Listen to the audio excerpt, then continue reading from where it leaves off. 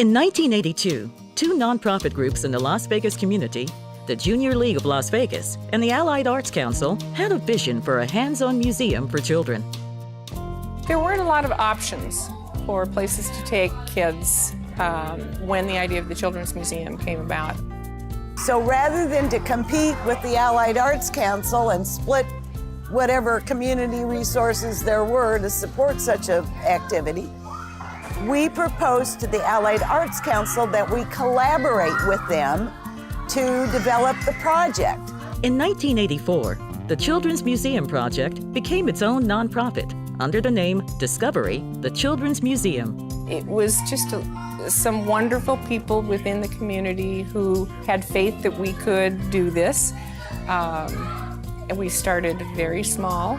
In 1985, several temporary demonstration exhibits were tried out throughout the valley to gauge the public's interest in a hands-on children's museum. A lot of people didn't know what hands-on museums were about at the time because in their minds, you would just go to a museum and look at something in a case. It really helped the public understand what we were talking about, and we gained a lot of community support because the kids just loved it. For a period of 5 years, the museum moved from the Fashion Show Mall to the lobby of the Centel Phone Company to a space in a Green Valley shopping center and then another space within the Nevada State Museum. The search for a permanent space for the museum ended when Clark County Library Director Charles Hunsberger proposed that the Children's Museum partner with the Library District to build and share a permanent new building. The process of deciding how to build a children's museum and a children's library together was something that had never been done in America before. No one had ever really put those two things together. And we literally went all over the country looking at both children's libraries and children's museums. Then did a major campaign looking for the right architect. And we found Antoine Predock.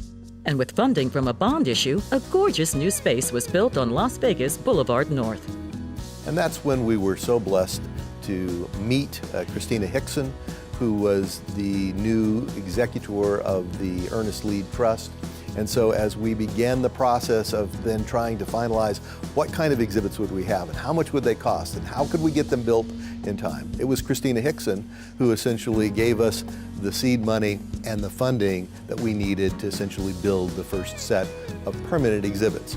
The Lead Discovery Children's Museum opened its doors to the public on Sunday, September 9th, 1990. When we opened the doors of that museum, it was like a whole new world opened up for the entire community.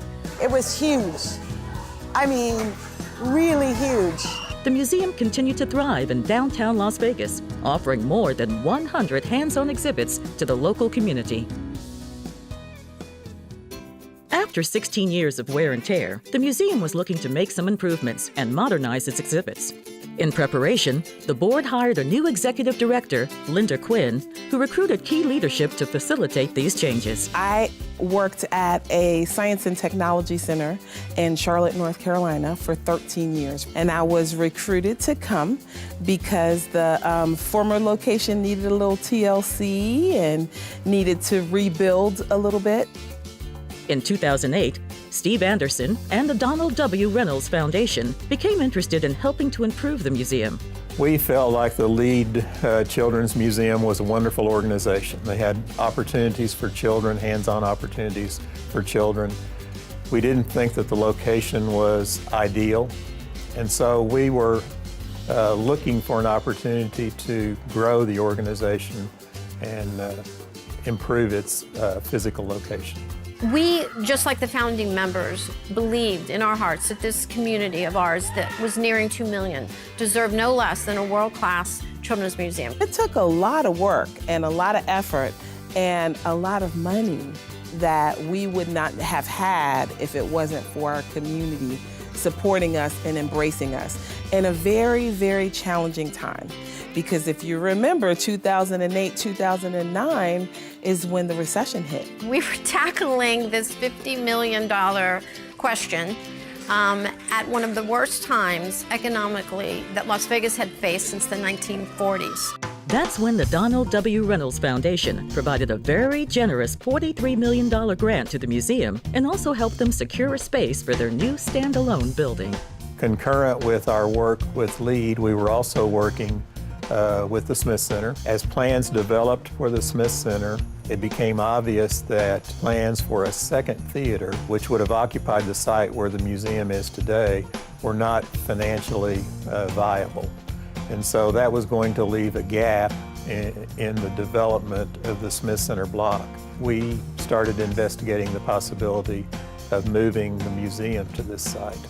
In 2010, the museum team celebrated the groundbreaking of the new Donald W. Reynolds Discovery Center, adjacent to the Smith Center in Symphony Park. Board President Troy Moser lent his expertise as an architect to coordinate and manage the design and construction of the new museum. And attorney Mike Mathis, also a board trustee, made sure the myriad of legal documents, permissions, and contracts were in order.